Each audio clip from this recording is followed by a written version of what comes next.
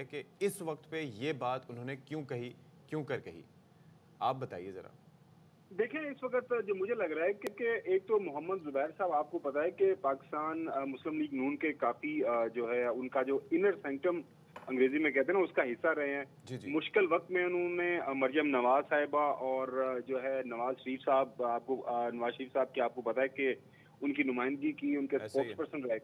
تو جب سے اسحاق ڈار صاحب واپس آئے ہیں اور اس سے لے کے آپ نے دیکھا ہے کہ وہ ان کا جو الیکشن سیل ہے اس کو وہ بھی ہیڈ کر رہے ہیں, تو جو ہے بالکل کسی طرح کی کوئی لفٹ نہیں مل رہی جو ہے محمد زبیر صاحب کو. اب کیوں نہیں وہ لفٹ کو آ رہی, ایک علیحدہ بات ہے, لیکن چند باتیں ریکارڈ کا حصہ ہیں. یہ جو ایشو وہ ہائی لائٹ کر رہے ہیں, خاص طور پر یہ نجکاری کا, مجھے بڑی اچھی طرح یاد ہے, میں نے اس کو کافی ڈیٹیل سے اس وقت رپورٹ بھی کیا تھا. انیشلی یہ بورڈ آف انویسٹمنٹ کے چیئرمین تھے محمد زبیر صاحب, اس کے بعد پرائیویٹائزیشن کے تھے, اس وقت سردار سکھیرا صاحب تھے پرائیویٹائزیشن کے سیکٹری.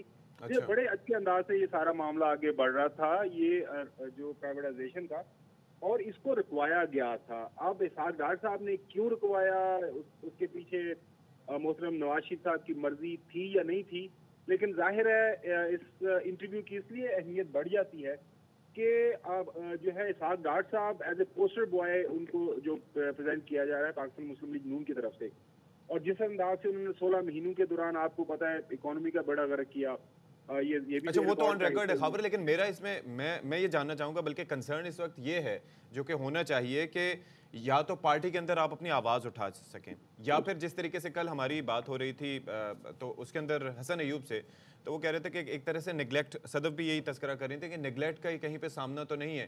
دوسری چیز یہ ہے کہ جب ود ان دا پارٹی آپ تمام مینز یوز کر لیتے ہیں, تو پھر اس کے بعد یا تو نوبت آتی ہے میڈیا پر اس طرح کے انٹرویو کی, یا پھر کوئی پریس کانفرنس آپ کرتے ہیں. کیا محمد زبیر اس نہج پہ پہنچ گئے ہیں؟ جی بالکل, جو میرے ذرائع ہیں کچھ لوگوں سے میری بات بھی ہوئی ہے, بالکل اس نہج پہ پہنچے ہیں, اور آنے والے دنوں کے اندر آپ کو خبر بھی دے دیتے ہیں کہ محمد زبیر صاحب اپنے کوئی جو سیاسی مستقبل کے حوالے سے بھی کچھ بڑا فیصلہ کرنے جا رہے ہیں. اب پارٹی چھوڑتے ہیں یا کہ کوئی اور پولیٹیکل پارٹی جوائن کرتے ہیں, یہ تو وقت بتائے گا, لیکن یہ خبر ہے کہ وہ اس حوالے سے بھی کچھ پریس کانفرنس بھی کرنے جا رہے ہیں. ظاہر ہے آپ کا اس کے اوپر جو تبصرہ تجزیہ بالکل صحیح ہے کہ جب پارٹی کے اندر متعلقہ فورم کے اوپر آپ کی بات نہیں سنی جاتی تو پھر آپ جو ہے میڈیا کے اوپر بات کرتے ہیں. اور کافی عرصے سے یہ بھی ہمارے پاس اطلاعات ہیں کہ محمد زبیر صاحب کنسرن کوارٹرز کو اپنی بات پہنچا رہے ہیں, بات ان سے کر بھی رہے ہیں.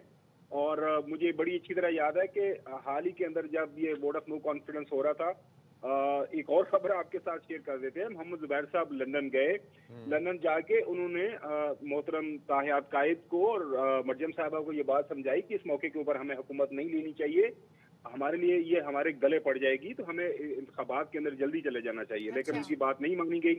اس بات کو بھی برا منایا شاید اسحاق ڈار صاحب نے, اور ان کو پارٹی سے سائیڈ لائن کر دیا گیا. اور اب ظاہر ہے ایک بندے نے اپنا سارا کچھ ایک بات کے اوپر لگایا ہوتا ہے, ایک کام کے اوپر لگایا ہوتا ہے, جب اس کو سائیڈ لائن کریں تو وہ ظاہر ہے وہ کہتے ہیں کہ یار مارتے تو ہو لیکن اب رونے بھی نہیں دیتے. ڈر ہوتا ہے کہ کہیں اور اس وقت الیکشن ہو جاتے ہیں, کہیں کوئی اور فیضیاب نہ ہو جاتا. لیکن آپ نے بڑی انٹرسٹنگ بات کی کہ اب وہ پریس کانفرنس بھی کر سکتے ہیں. اچھا خاور, اب لیول پلینگ فیلڈ کی بات کریں, اب پارٹی جو اس وقت جن پوزیشن پہ ہے, پی ٹی آئی کی بات کریں, کل ان کے جو انتخابی نشان ہے اس کو لے کر بھی بڑی بات رہی, الیکشن کمیشن میں ہم نے دیکھا. پھر آپ کے شو میں بھی کوئی ڈسکشن ہو رہی تھی غالباً, وہ بھی اس وقت کافی ٹاپ ٹرینڈ بنی ہے. تو یہ سارے جو پارٹی معاملات ہیں کہاں جا رہے ہیں؟ پیپلز پارٹی پی ٹی آئی کی دونوں کی بات کریں تو دیکھیں, ایک بات جو ہمیشہ آپ سے بات ہوتی ہے, میں آلویز آپٹیمسٹک ویو لیتا ہوں مختلف چیزوں کا.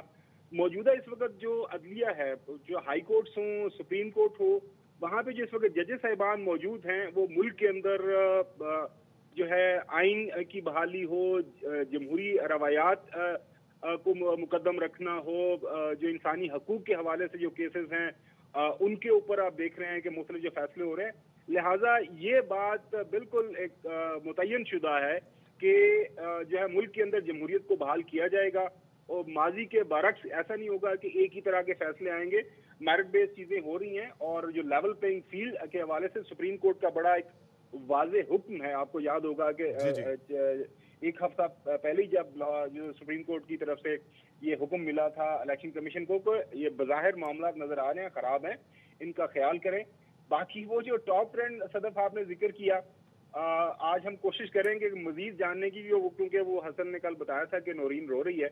जाहिर है वो उसका नौरीन साहिबा का ताल्लुक पाकिस्तान तहरीक इंसाफ से है। बकौल हसन के उन्होंने अपनी सारी जिंदगी जो है पाकिस्तान तहरीक इंसाफ को दी है, तो उनकी सुनवाई नहीं हो रही। वो अभी भी जो है इमरान खान साहब के लिए और पाकिस्तान तहरीक इंसाफ के लिए जो है वो आंसू बहा रही हैं और वो कह रही हैं कि हम परेशान हैं और पीटीआई के अंदर जमहूरियत होनी चाहिए। तो बिल्कुल सही बात है, उनको भी लेवल प्लेइंग फील्ड मिलना चाहिए। अगर तो उनका एक कंसर्न है वो पार्टी के अंदर। क्या उनकी पिटीशन क्या थी वैसे, ये आपको आइडिया हो गया? हसन ने बता दिया था शो में। वो उनकी पिटीशन बुनियादी तौर पर ये है कि ये जो इलेक्शन हुआ इंट्रा पार्टी, उसके अंदर जो है हमारे साथ इंसाफ नहीं हुआ, हमें लेवल प्लेइंग फील्ड नहीं मिला। लिहाजा हमें लेवल प्लेइंग फील्ड मिलना चाहिए। तो हर जगह के ऊपर जो लेवल प्लेइंग फील्ड की वो बात करी थी, विद इन द पार्टी भी वो बात करी थी लेवल प्लेइंग फील्ड की। Thank you so much Khawar गुमन साहब फॉर बीइंग विद अस।